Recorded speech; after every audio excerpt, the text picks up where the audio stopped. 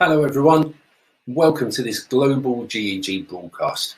We'll be making a start shortly, and while we're waiting for everyone to arrive, why not head into the chat, let us know who you are, where you're from, your Twitter handle, and if you've got any questions that you'd like us to answer during the course of this evening, let us know there as well. Also, if you haven't already done so, make sure you hit that subscribe button to make sure you stay up to date with all of the events being organised by us at Global GEG. We'll be making a start really soon. Thanks for joining us. Hello. Yay. Hello. Welcome to our Welcome to our launch. We're all like, yay, welcome to our launch. We're so glad that you're with us today. Thank you for joining us. We're very excited to introduce GEG SoCal to all of you. Yes. All right. We're going to kick it off by, we can share my screen. And then we'll do intros in just a minute. We have a quick video to kick us off from Meiju. She, well, I'll let her introduce herself. She wasn't able to make it, so she sent a video for everyone.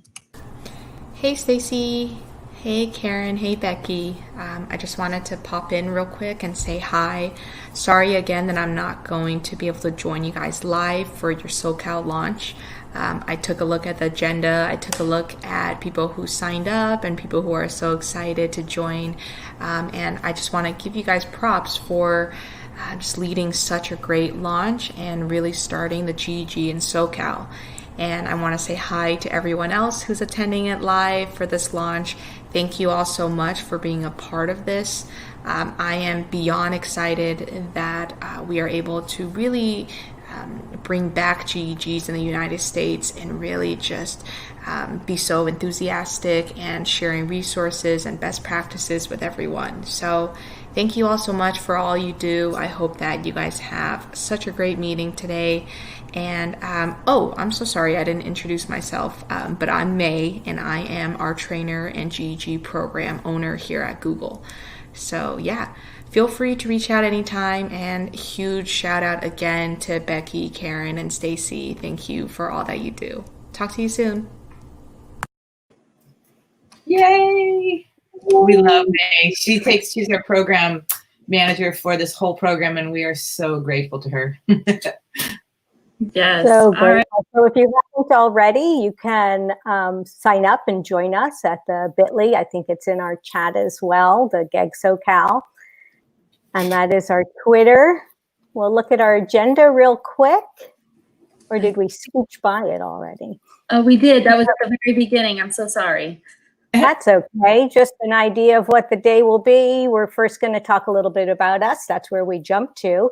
We have some favorite tools that are community building tools, which will be, maybe useful at the beginning of school for some of us. And then we're going to talk about the certifications, and we have some awesome guests. So now we'll jump into who we are.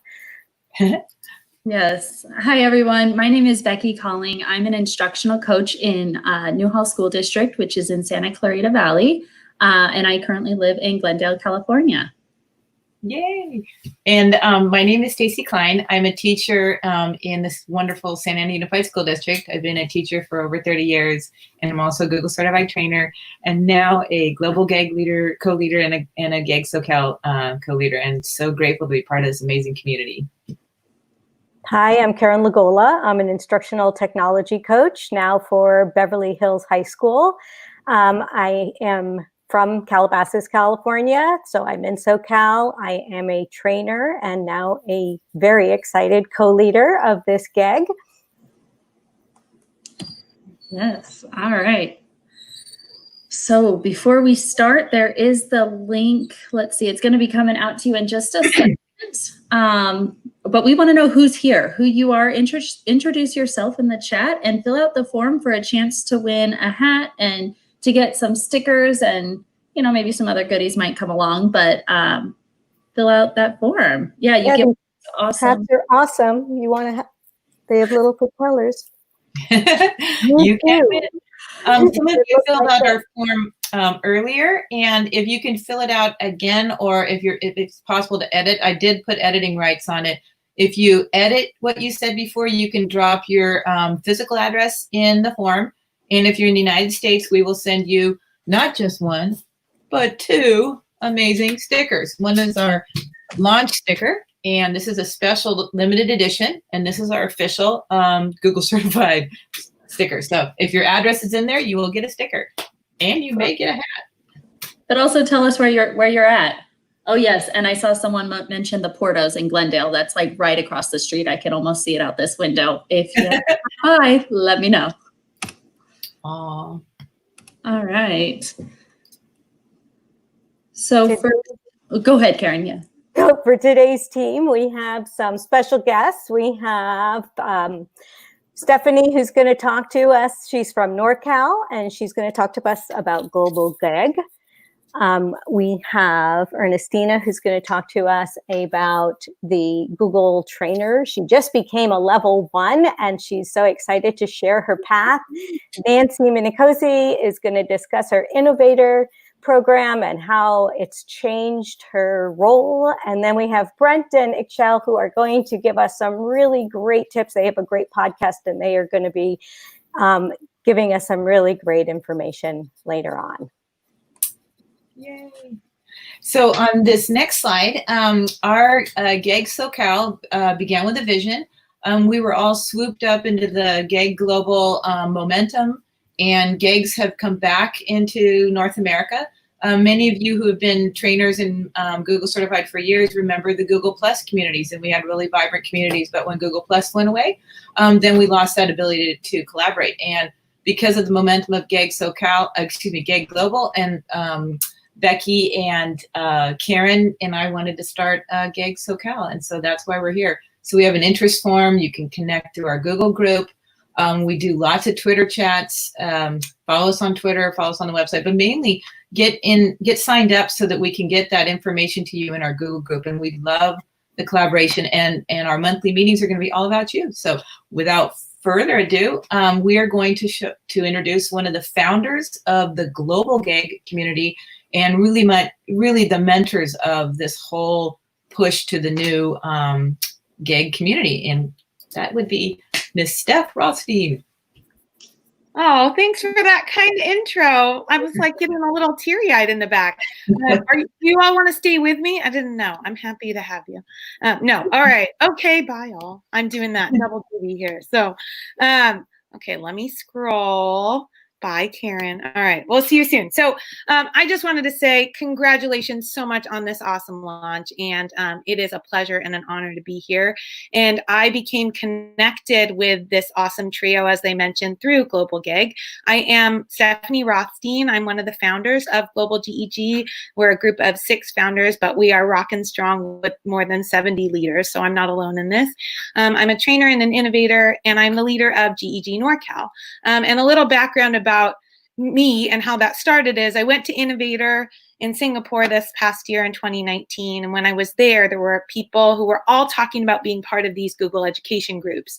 We didn't have one where I was. And when I came back, I wanted to get that started. And that, along with the other founders who all were trying to do similar things, propelled us to start a wider group that would help support other people in the launch of their own GEGs.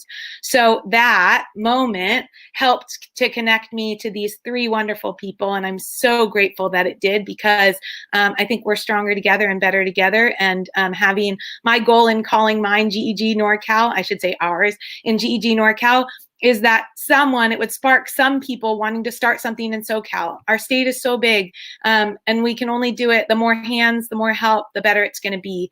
And so it just made me so happy when I heard that people wanted to start SoCal, and we've been working together. And I am honored that they would even call me a mentor, but I've learned so much from the 3 of them just through this process, and I'm grateful to be on the journey with them. So on the next slide, this is just a little background about Global GEG, and I think I might share, I didn't know if, Becky, if you were going to show some of the website, but if you go to our website, there's a ton of upcoming events that are coming up.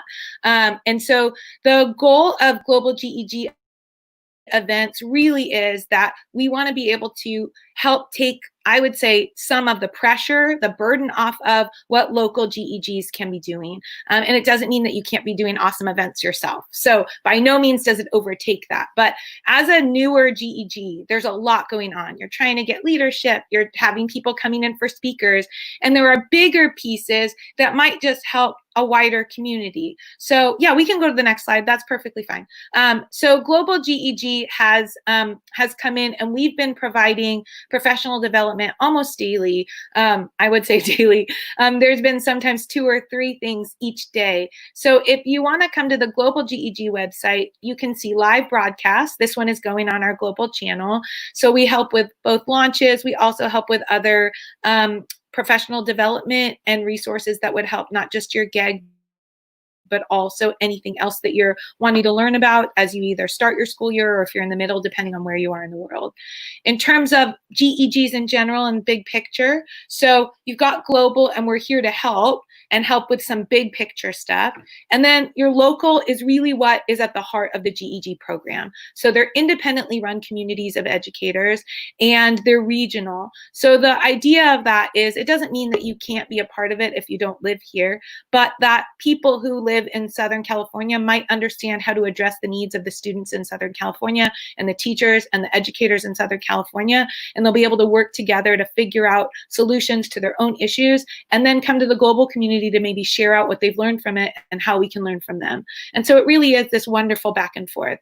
The idea of a GEG is really to inspire and empower people to grow wherever they are, to get better. It doesn't mean that you have to be of any level when it comes to Google or Google exams or certifications. Everyone is welcome in a GEG, and the goal is to help you grow wherever you are, and that we model for our students as educators always wanting to have continuous growth.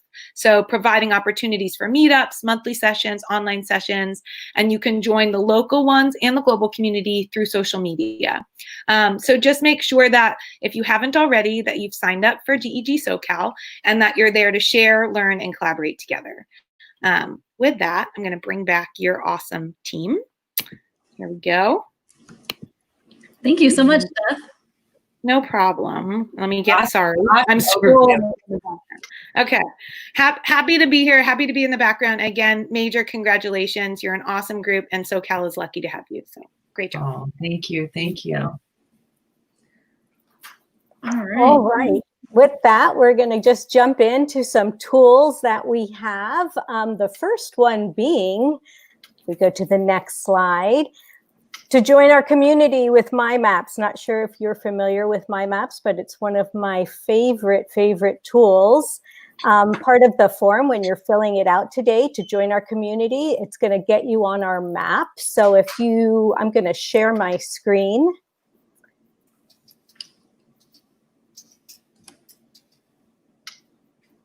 There we go.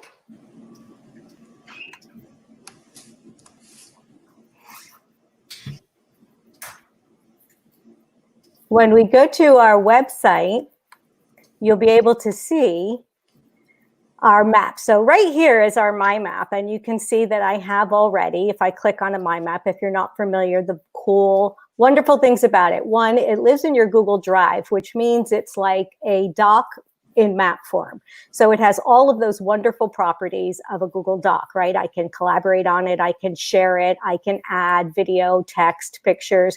So our map is going to have us. As you can see already, we have one where I've added the 3 of us as the leaders so that you can click on the map and find us.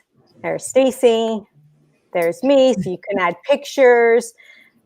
I'm going to jump into what it looks like. That's the preview, the shared version. Now, when you look at the back end, you can see that you can layer it. And right here is community members. That's going to be all of you.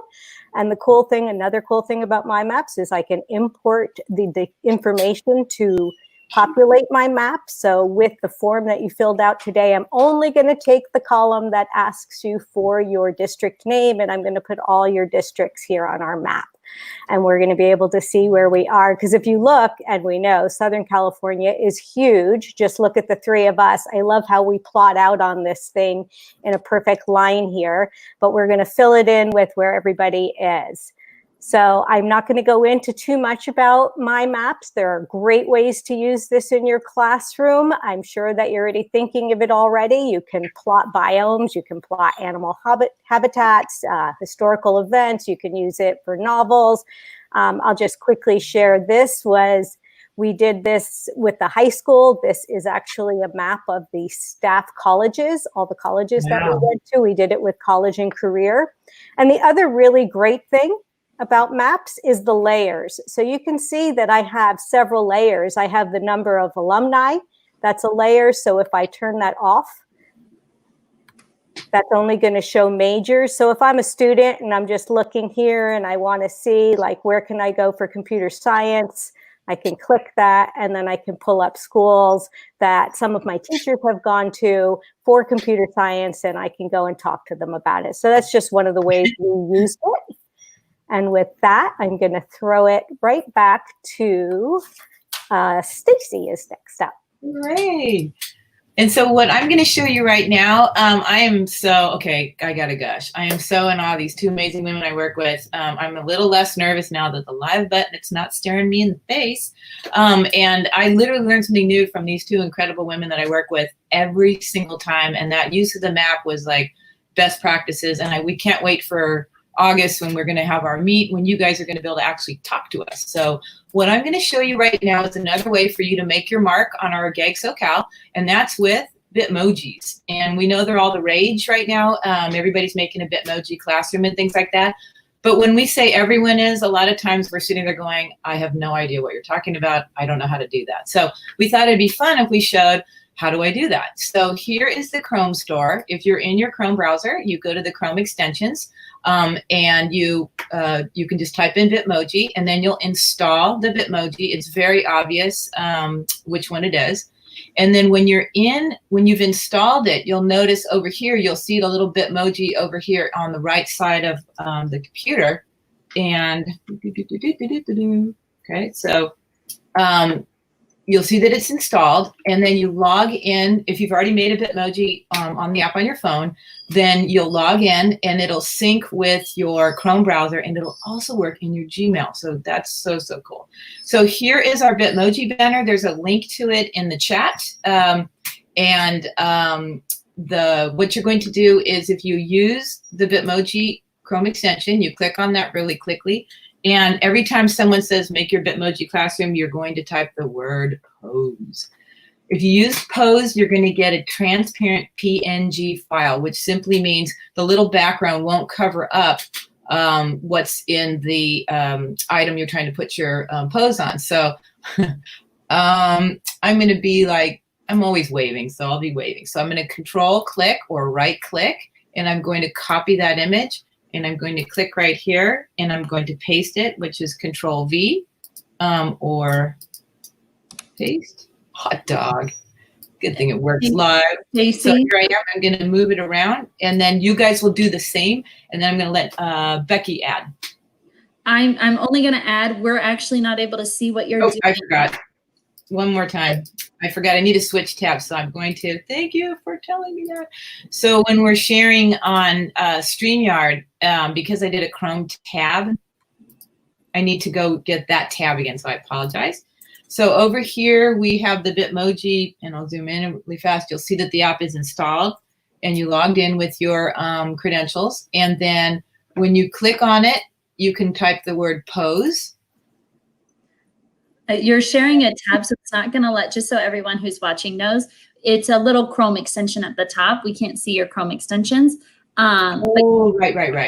Okay, so when you're searching, just find one that doesn't have words and add your. Exactly. And you type the word pose, and here, I'll do it one more time. Okay. Application window. Now I've got it. Does that have it? Yay, thank goodness. Okay, so now you can see my Chrome extension that's installed. Yeah. Sorry about that. Thanks, Becky. So you type the word pose in the Bitmoji. Yay. And choose the one that you like. Right click it, save the image or copy the image, go back in your document and Control V. Sorry.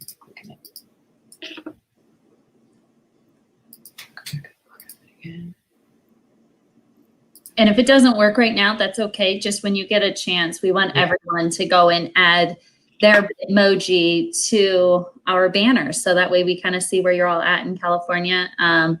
I tried to get the best images I could to represent the different areas of Southern California. I know they're not all spot on, but feel free. And the issue was I was in view on the slide, so really fast I had to get out of view. So there you go. Paste it, resize it, make your mark. We're so happy that you're here.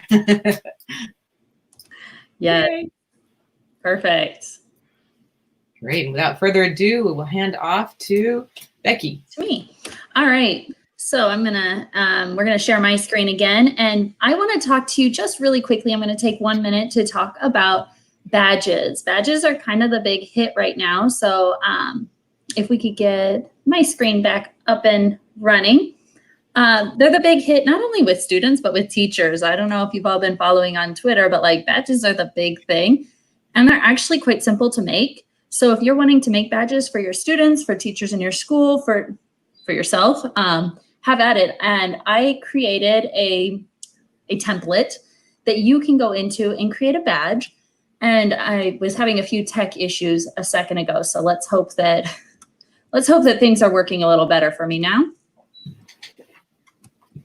But you know, some things might go slow. And I usually have the really fast internet. Today's not my day. Oh, now I'm just moving things. Here we go. All right, sorry about that.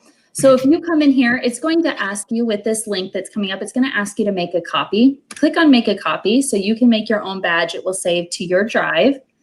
And all I did was I come in here and I play with shapes. I gave you some shapes that are pre-portioned, pre-sized, so you don't have to worry about any of that. And it's in drawing. You can come in here and practice with this by creating your own badge. You can right-click on different things, change the color. You could leave this part white, but maybe you want to change the color of this one right here instead of this green. Maybe we're making like, you know, a purple one or a red one, or I guess red's over here. But you can change all the different colors to make the badge fit your needs. And so I just come up here in shapes and find the shape you want.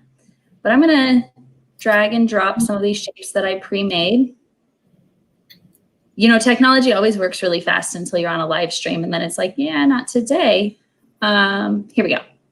So I want that to be right here. This is going to go on top. And now, I don't know if you're noticing this, but this blue is on top of my green. I find that to be kind of ugly and not look so professional. So I'm going to move it backwards by just hitting my Windows and, oh, not that button. I lied. Here we go. Take 3, hitting my Control and down arrow. And that moves it forwards or backwards. So Control down arrow moves it behind. I'm going to add in some words. I'm going to add in a fun, oh, and this needs to come forward, Control forward arrow. I'm going to add our little logo if I can. And then to add an image, I need to get this up here. Don't make things super small. Don't try to do things live because then it doesn't want to work for you. Add this in here. I can add in some more words. I can add in some stars. I might even want to take my star and go to format and give it a nice drop shadow. So I could do that in here. It just makes it look a little bit nicer. Again, I just click on the star, click on format, give it a drop shadow. Move these on here. And then I can quickly come into, and notice how it kind of lined it up for me nicely. If I want to add an image in here, I'm just going to come into insert, go to images, and I'm going to search the web. And so maybe this is my happiness badge. And so I want a happy emoji. And well, this little guy's super cute. So I'm going to click him and insert. He's way too big for me. Bring him down. I've now got a cute little happy badge. I can add in some words like happiness leader or happy. I don't have a great name for this one yet, but I would add in something like our happy hipster. That's not a fun name. I don't know. I'd come up with something fun. And then you just save it as a PNG. So reformat this, get rid of all this extra, come down here, go to file, download as a PNG, and now I can give this badge to somebody, or I could post it on Twitter, hashtag GEG SoCal for the world to see. So create your badges, have fun with that, and reach out if I can help at all. All right, now let's see if we can get this back up and running. Perfect, we're moving a little faster with the internet. So I'm actually gonna pass the microphone off to one of our Google certified educators, recently minted, Ernestina Aguilar. And I'm really excited to actually bring Ernestina on with us because not only is she an administrator who has her Google certified educator badge, she's also in my district. So Ernestina, I'll let you take it away and the stage is yours. Hi, everyone.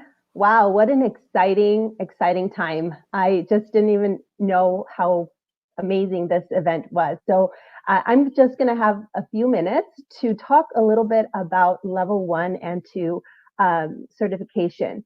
And I was so excited to receive this invitation from Becky. Like she said, she has been doing amazing work with all our district now that we've gone into this online learning platform. So she wanted me, or I wanted you to know just why would an administrator want to look into Google certification. And I just want to share my perspective as an administrator and just two very important things. Number one, our educational landscape is shifting before our very own eyes. Everything is transforming and morphing. What we knew, what learning and teaching was, it's just shifting so quickly. And as leaders of schools and leaders of education, I just believe that this is monumental and it's critical that leaders, no matter where they are in the classroom, at a school site, at a district site, that they are on board with this type of education. There's a quote that said, "What we model is what we get," from Jimmy Casas. And this is exactly what I believe. And this is the reason why I'm here, is because I'm being vulnerable and I'm kind of jumping on this and making sure that I'm leading and I'm committed to that continuous learning that we spoke about at the beginning. So, and number two, it's just that I want to build that fluency in technology and really that integration with education, which is very unique. And this has given me that opportunity. So level 1 and level 2, I was looking at the chats and the comments, and I see that a lot of you, or some of you, have received your level 1 or level 2 certification. So congratulations to all of you.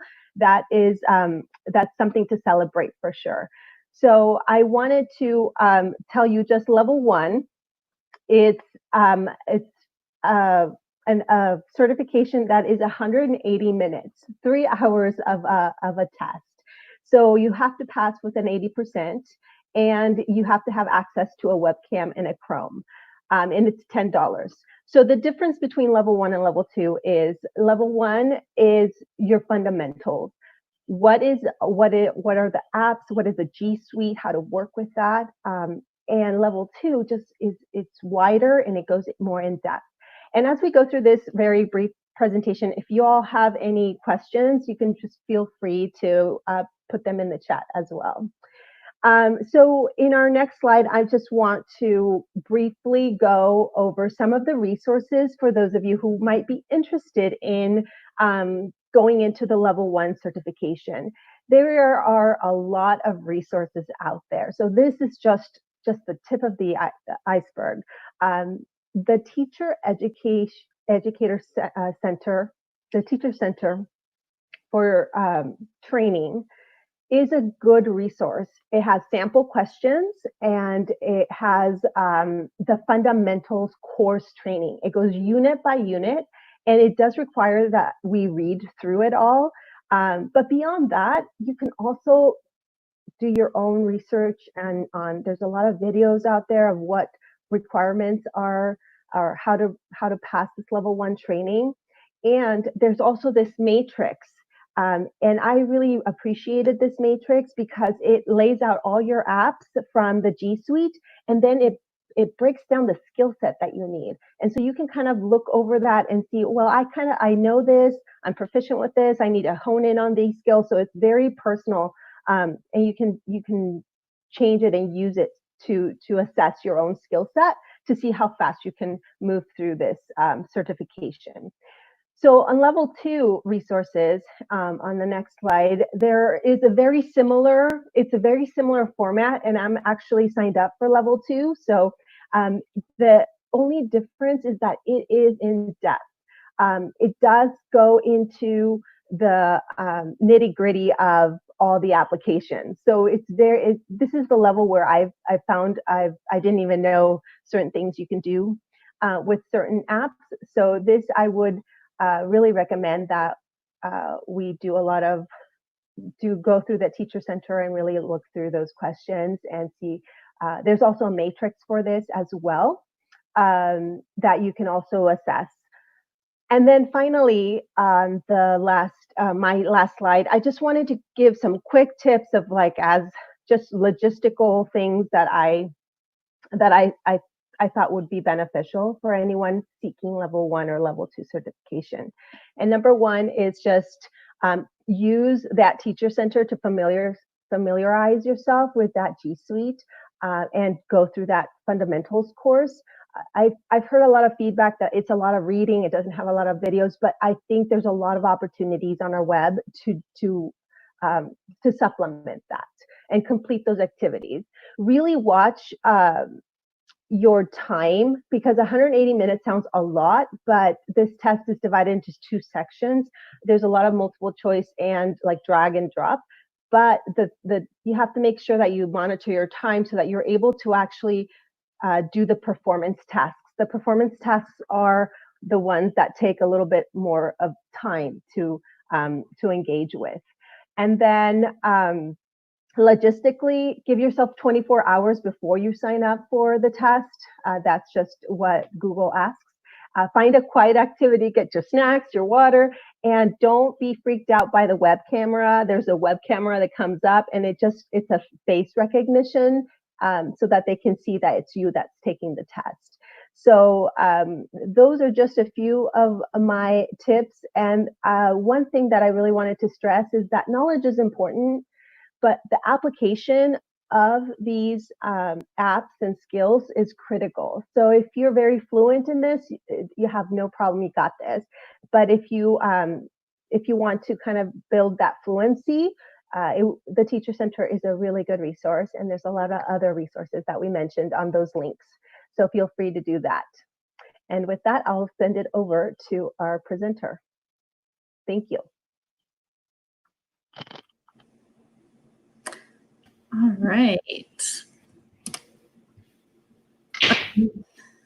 There we go. Now we've got Karen. Karen, I'll let you do the intros.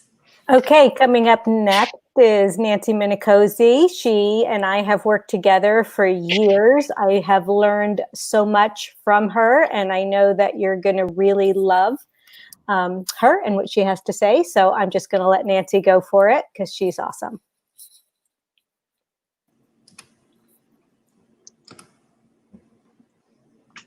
Hi. Hi, everybody. I can't hear, so I hope that you guys can hear me. I'm thrilled to be here. Thank you so much for inviting me. And I'm here to talk about my experience with the Google Innovator program, which was really wonderful. So you can go to the next slide. I can tell you a little bit about the Innovator program. It's really a program for people who have a vision about how to improve education. I know that everybody here has thoughts on what's wrong with education or what's good but could be better. And if you want to have the support of a group and a team to make your vision become a reality, then you might be a good candidate for the Innovator program. It's a little bit different than the other Google certifications, because with the other ones, when you complete all the activities, like Ernestina was talking about, the level 1 and level 2 educator certifications, which are great, and I highly recommend those. If you do everything, you pass the test, then you get this. The Google Innovator program requires you to apply. And sadly, not everybody who applies gets in right away. But if you do get in, you attend the Innovator Academy, which is usually at a Google office. However, this current group of innovators that's coming up is going to be virtual, and that deadline is tomorrow. So if you're already getting ready to apply, good luck. It'll be a great experience. If you're accepted, you attend the Innovator Academy, so you do a lot of learning with a group, and then you receive ongoing mentorship to make your vision, your project, a reality. You also become part of one of the best PLNs I've ever been a member of, and you get access to some extra special things that I can't tell you about, but they're really great. So the way it works, if you wanted to apply, I'll just be really brief because you can go on the website and look at it, but you have to pass your Educator level 2. You have to identify a challenge in education, interview somebody who is affected by that problem, and then you make a video and complete a brief application.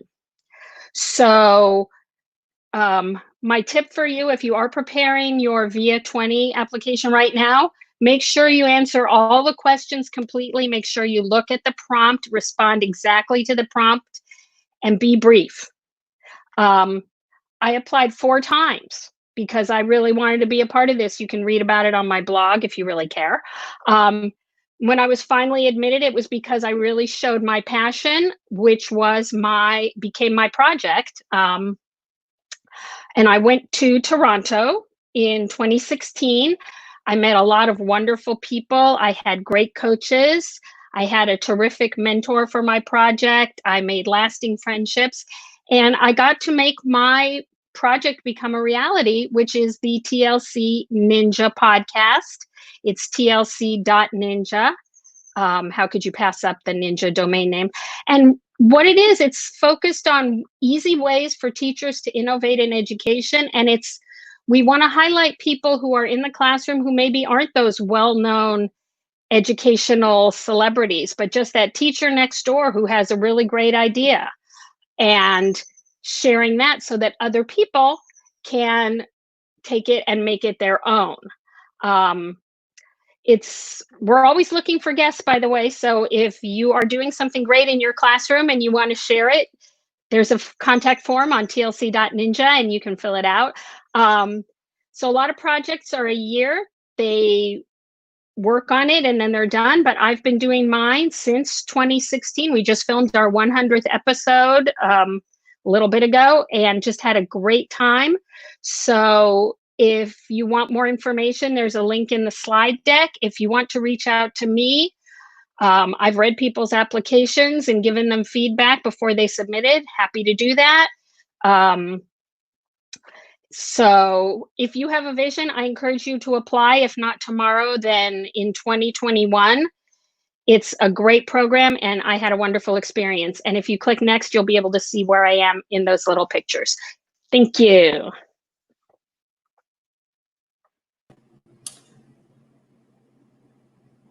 All right, my computer's going. It's having some fun. Thank you so much, Nancy, for sharing. And you will all get access to this slide deck here in just at the end of this. We'll put it in the group. So you'll have access to click on that and definitely check out Nancy's podcast and sign up if you want to present. That's super cool. I'm just going to super briefly touch on the Google Certified Coach. This is brand new. Like I'm talking within the last 2 weeks, brand stinking new. And so we're still learning a lot about the Google Certified Coach, but as part of Global GEG, we do have members who were in the pilot for the program, and they've been living this life for the past 3 years. And so we have an open chat that you are welcome to join to learn a bit more about the new Certified Coach program. It's something I'm super passionate about. So I will be going through the application and going through all of this, but reach out to me and I can get you hooked up with the group. And other than that, we are going to go on to our featured speakers.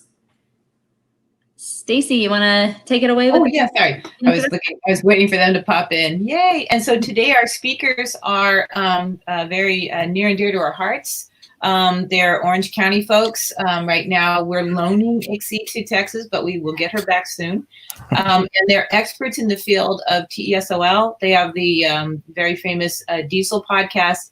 And without further ado, Brent Warner and Nick Torres, thank you for joining us. Hello, thank you. My name is Brent Warner. Ishel, are you there? I'm here. My name's Ishel Reyes. Sorry. Okay. I didn't know if you're going to continue. No, we got to just say hello. So hi, everybody. Thank you for having us. And this is just really awesome. A lot of fun to be on. And I'm already taking notes furiously on all the cool things that are going on here. So we'll just very briefly, we run a podcast called the Diesel Podcast, which means digital integration in English as a second or other language. And until someone tells us otherwise, we are the only EdTech in ESL podcast out there. So we're really focused on helping students who are working on learning the language and helping them do things using technology. And frankly, we use quite a lot of Google to make that happen. So we want to just talk a little bit about that before we show you a few of the things that we might do in our classes. Yeah, so Brent and I tend to work more with adult ELs, but we know a lot of you have K through 12 ELs. But sometimes we hear instructors who are maybe not sure what else to do outside of the classroom or how to integrate things, and we tend to use Google Docs a lot. And the reason why we use them is because we can then teach the students a skill that they can integrate once they our ELs go into a mainstream class.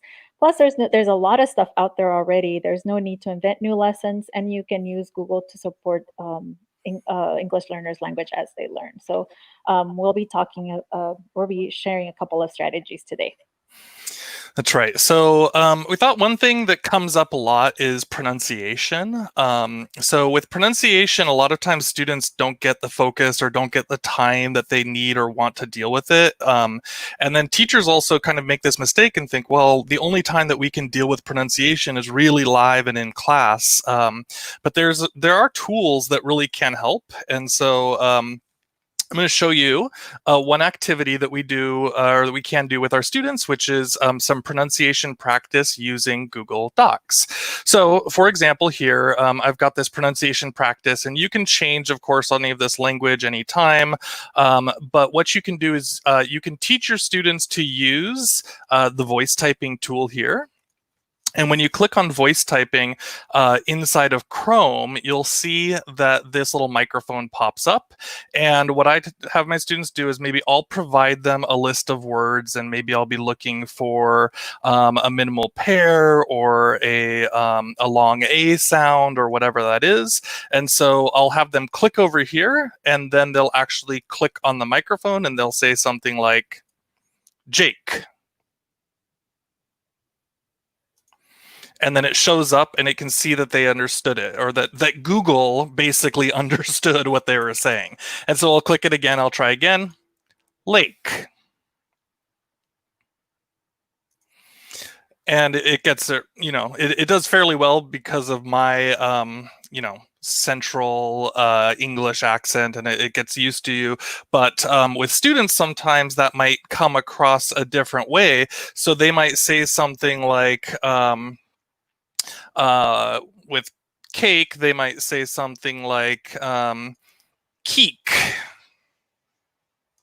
And then it can kind of understand that, hey, this is not actually what you're trying to say, or at least by Google's understanding of kind of a centralized American English accent, right? And so if they're trying to aim towards clarity in a certain area, they can play with that. And then what I do is I build a sentence that has a lot of minimal pairs inside of it, or a lot of similar sounds. And so we could say something like this. Jake went to room 8, and Kate went to room 8.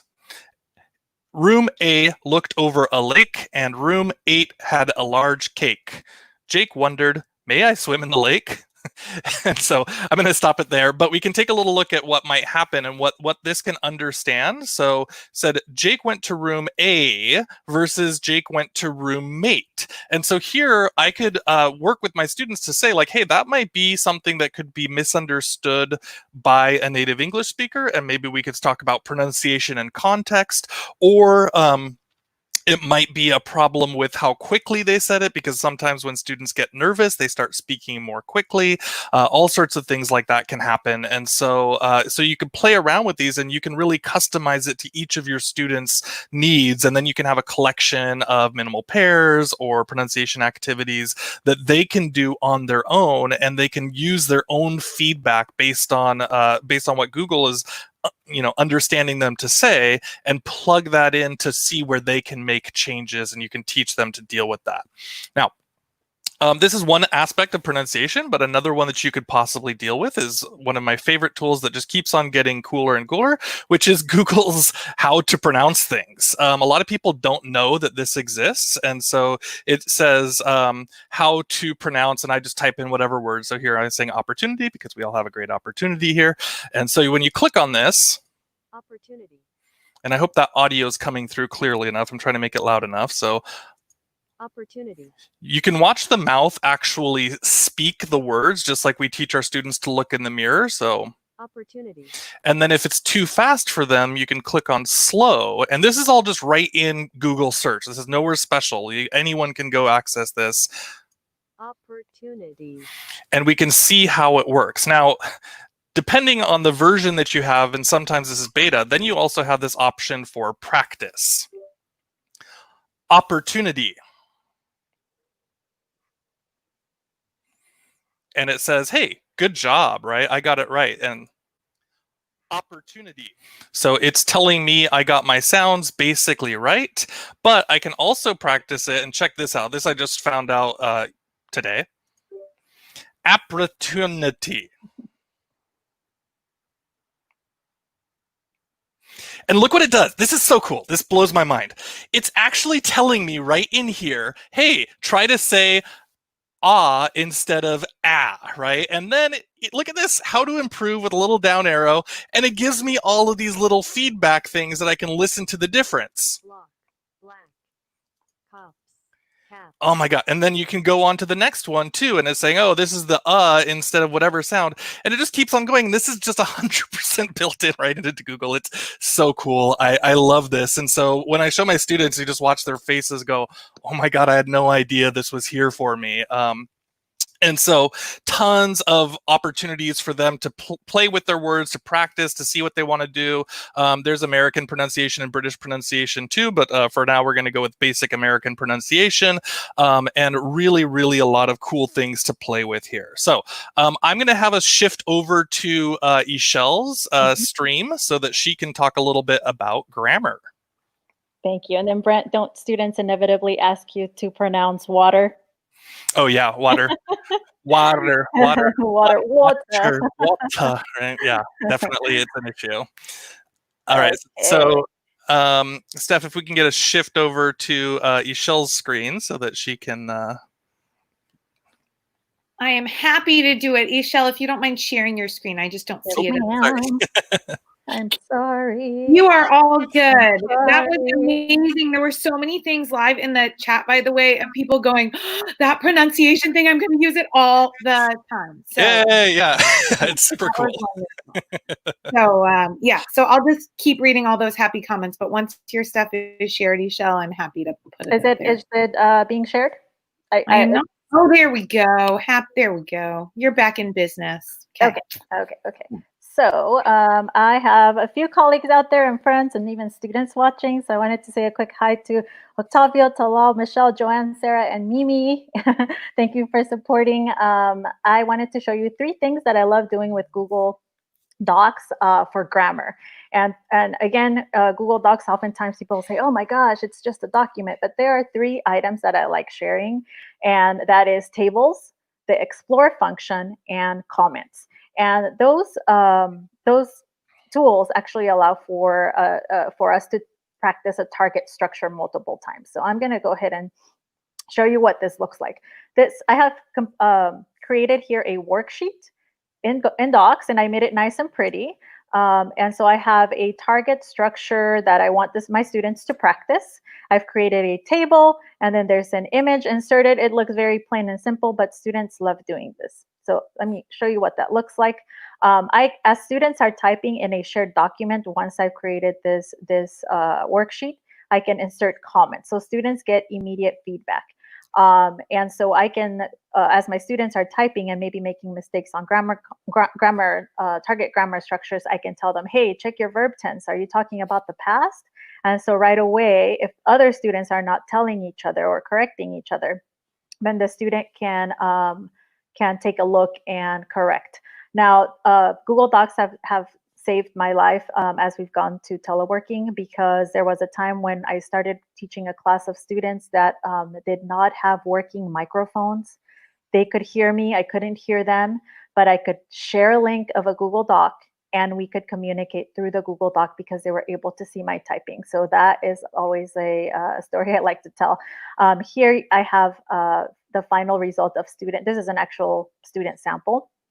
And that's my student sentences. Now, I did have to teach them. These are adults that maybe are not as comfortable with computers. And so I did have to teach them, this is how you bold things, focus on the capital letters. And since many of my students are from countries where the languages are not necessarily left to right, or they're pictorial languages, and that's something that's really useful for them to see multiple examples as they are typing or working on their work. Then you can reproduce the same thing, copy and paste it to a new page, but make a new picture. And this time maybe use a GIF. And so now the students are looking at an image and creating a sentence based on that image. And so again, they get to do it. They get to do this, but with a GIF. And that's another Google thing, that a Google extension. If you look up Jiffy, you can add that on there. Then you can, if you know your students' hobbies, you can insert pictures of their hobbies, and now you're connecting it to their own. You're making a deeper connection. So now they're going to again write another sentence for the third time. So they're practicing skills over and over and over. And I basically copied and pasted that first template, and I'm not creating another document. Finally, it's the student's turn. Now, because we want to promote autonomy, now the students get to go find their photo, insert the photo, and write a sentence. And this is one activity where students will say, oh, can we do another one? And oftentimes grammar, especially with adult learners, grammar is something that they're not particularly happy about. It's not as fun. And so when you hear your students say, hey, can I do another one? And it's like, yeah, do as many as you want. And then you say, oh, now let's write a paragraph about that picture and let's all collaborate together. And so now you're helping them to check each other's writing and write for an audience, because they know that their peers are also looking at their writing. So here's the final student work for that one. And I actually built a template for you guys that you can have. We'll share that link at the end, but what that document looks like. And can you confirm that you see this, Brent, the actual document? I still see the slideshow. All right, give me a moment. Get to it. All right, here we go. So this is what the actual document looks like. And the functions I told you were you go to the Explore function, which is down here. A lot of people don't know about this and they're afraid to click it. But when you click it, you can actually search your docs in your drive and the web. And so I'd like to insert a picture of a cat. And I'm going to click here, images. And now I can click that little plus button and insert an image. Now, if I click that, it's going to insert it. And I don't want to mess up this template that I made for you. So I am not going to do that. But that is where it is. It's at the bottom. It'll also search images on your drive. And it'll also search web results. So you can actually find websites related to something. So there's a lot more to say about the Explore button, and I don't have a lot of time. And then I told you that I created this simply with a table. And what I did was I went to Insert, and I went to Table, and then I just inserted, as many columns and rows as I need to for students. And then all I did was type instructions as a header so that they repeat on every page. So here's a target structure we were looking at was past intentions with the verb be plus going to. And I know you ESL teachers out there recognize that. And all I did was I copied and pasted this, changed the instructions just a little bit. And I always repeat, check your capitalization, punctuation, and spelling. And that is so that students are telling themselves the same thing. And then finally, this is where they get to do their own thing. And so now I've sort of left them up to it. And all I have to do is copy that last page, paste it onto a new document, and there I have homework for that day or extra information for extra practice for that day. And that is what I usually do with Google Docs. So I believe I'm at the end of my Wonderful. slide. If we can transfer back to mine, that'd be great. Thank you. So we're just going to briefly cover a little bit of autonomy. So one of my big things for my students is teaching them autonomy and learning, because I say, you know, there's going to be some point where you're not in ESL or ELD or whichever acronym you use. we always have the acronym fight. So you're not going to be in these classes because, and forgive me for using ESL for right now, but ESL is not the goal. ESL is the road to your goal, right? And so a lot of the things that I want to teach my students is to understand that they have autonomy, to understand that they can do things without having to wait for the teacher. And depending on the countries that your students come from, that can take a long time to teach them. But a few things that I do like to share with them so that they can understand are the dictionary, translate, and keep options. And so I'm just going to do this very briefly. But if you go into, for example, this is a student's essay. I always tell them as they're writing, because I like to have them write 100% inside of Google Docs. And I say, well, you know, you can't go out and go to other websites or something like that. But since it's built right in here, then why don't you use this dictionary tool and you can put in whatever words that you're looking for. So, for example, maybe they don't understand this word utopia, right? So they're going to go, okay, well, what's utopia? And they'll put it right into the dictionary that is built in. And by the way, this is English to English. So it gives them a chance to practice English. And they have the pronunciation here. I'm waiting for them to integrate it with the other pronunciation tool that we showed a moment ago. But they can play with their dictionary here directly. Now, depending on your students, if they're younger or maybe they have parents who need to help them, imagine that this is not an essay, but this is just something that you're sending home or sending to them. There's always the under the tool, there's an option called Translate Document. Now you have to be careful with this and trying to understand what your students' goals are and what they're going to do, but it's there, it exists, so we have to make adjustments. When you click on this, you can say, okay, it's going to create a new document and it's going to translate it into one of these other languages, whatever you choose. Since my second language is Japanese, I'll click on that one. And when you click on translate, it will give them just a moment, and then it will translate everything over right inside of here. So then you can take a look at it. I like to always check in with my students and say, like, how accurate is the translation? Do you understand what's going on or what's not? And inevitably it's getting better and better. It's not perfect still yet, but it does get better. So anyways, then a student could go, well, I didn't really understand some parts of this, but then when I looked over at this part, it helped me make the link. You know, there's a mentality in language learning that you should be completely out of the L1, the first language. I don't totally agree with that. I think there are definitely values of going back, and in my own experience in learning my own second language, I used English all the time because that's my reference point, that's my starting point.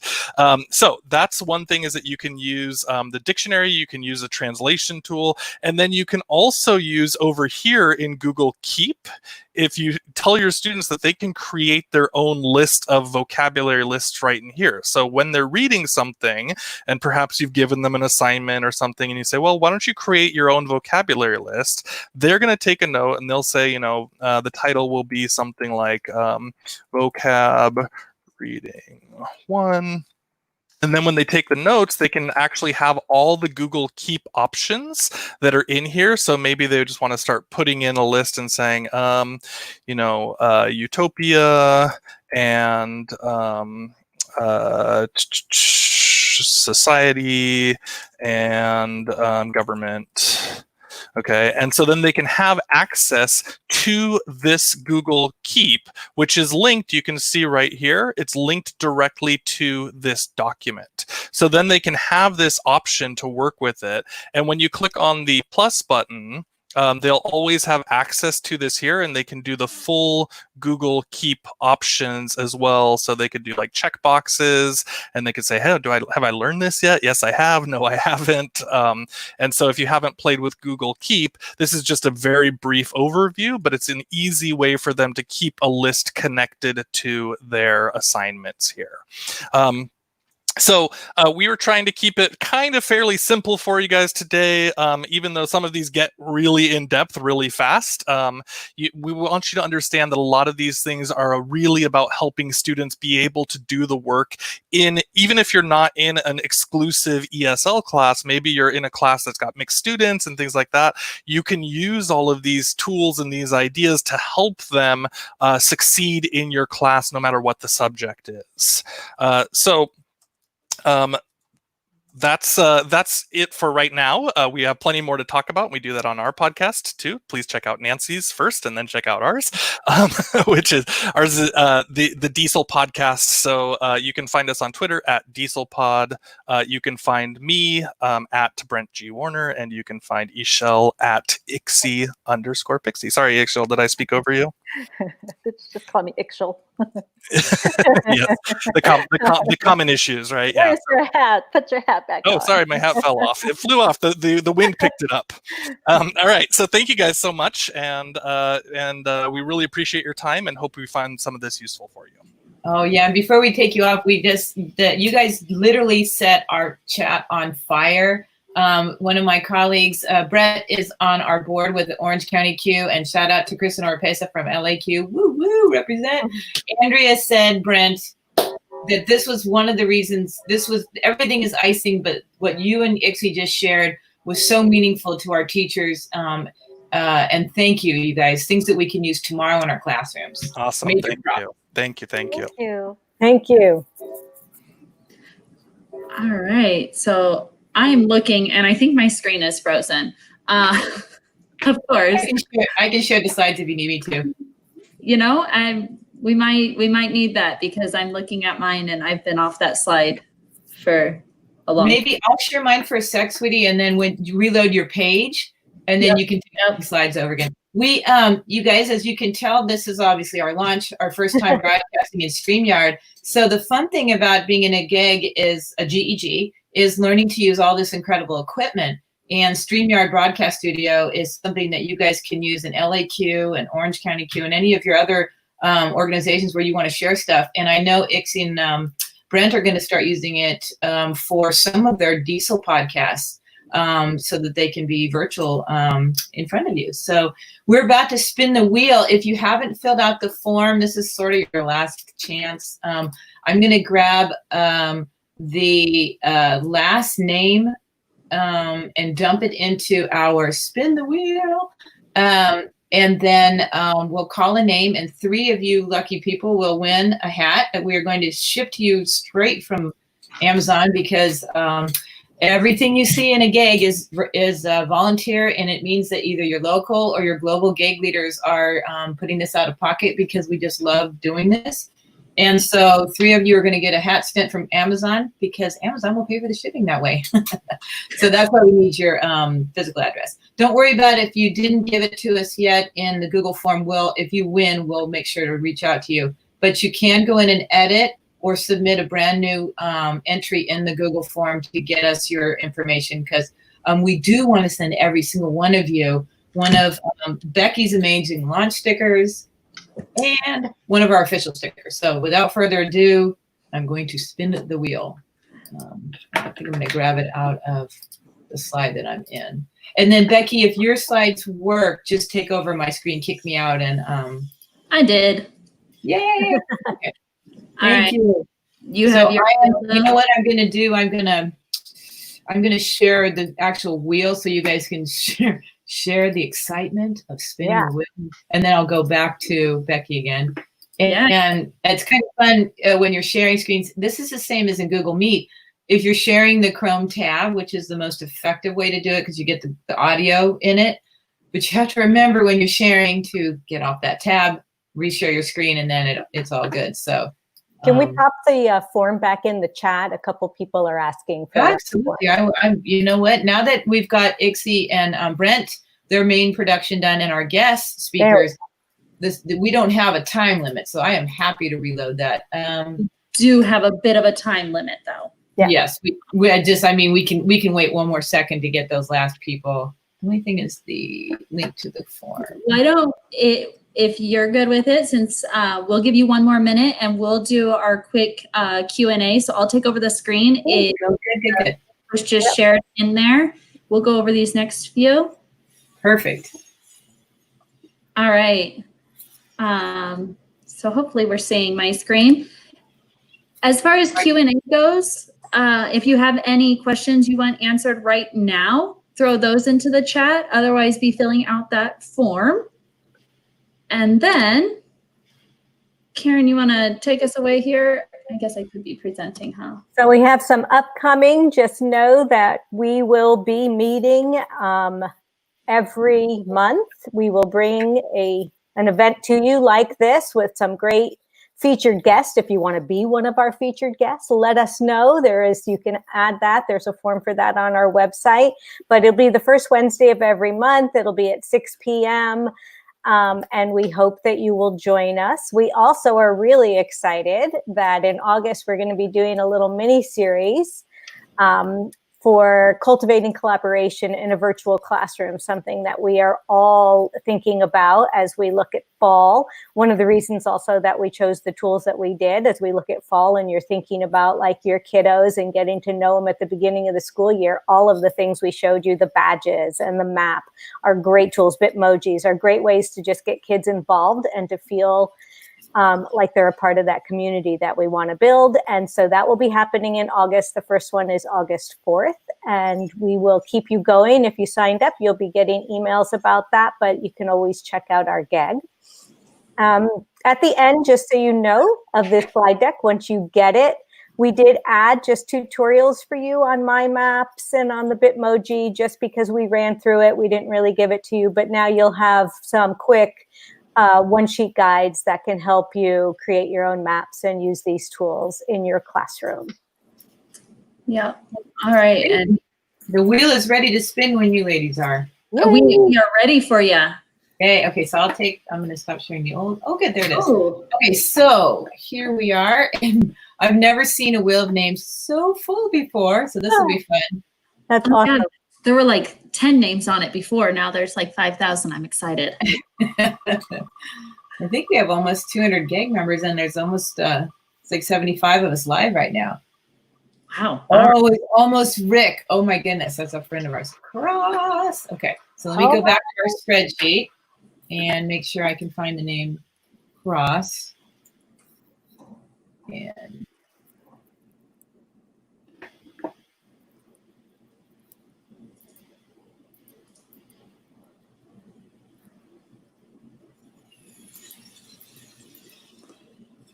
all right. It is. Rob's in there twice, but it is Robert Cross. So hot dog. Just want to make sure I get the right winner there. Super. So we have 2 more hats. So we remove him from the next running, and we'll spin it again. These wheels are great. I played virtual bingo with my family for Father's Day, so it's a great tool that you can use.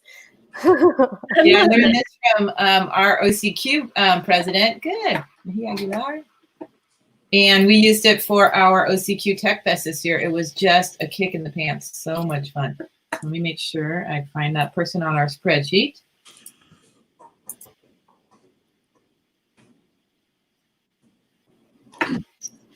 Oh, Bobby, you're on, and Bobby won. Congratulations! I'm glad you're live. Oh, that's right. We have to make sure that they're live. Thank you for reminding me of that, Becky. That we want to make sure somebody in the chat gets it. So, see. And I'm sorry, I'm so sorry. We can't ship out of the United States because we have no clue how to do that. So we will try to get you stickers, but we can't ship the hat out of the United States. So that's good. Yay. Bradford. Is that who I think it is? Bradford. Right. Ryan Bradford. You know what? Let's see. Is he in the chat? Ryan Bradford. We'll write it down. We'll be okay. Okay. Yeah, I guess it doesn't matter if you're present because we'll run out of time. All right. Yeah. And then we have one more wheel to spin. Yeah, because I want to.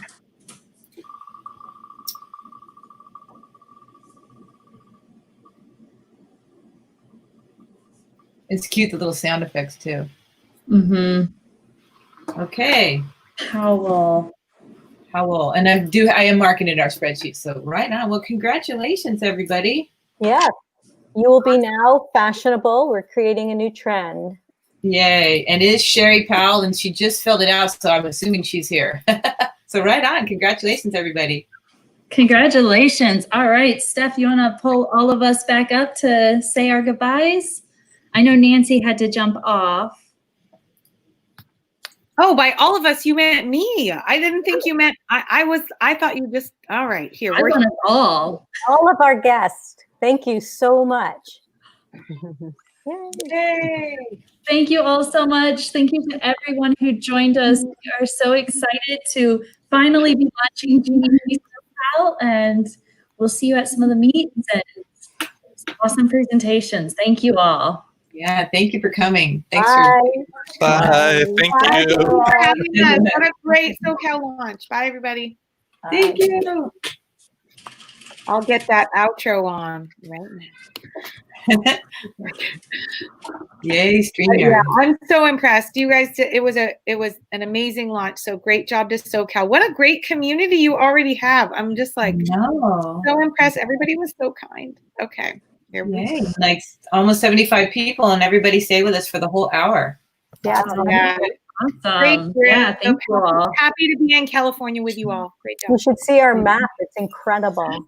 Right on. Yes. Okay, official bye. You want me to hit the outro, Kelly? Hit the outro. Everyone, Thank you. bye all. Okay. Bye.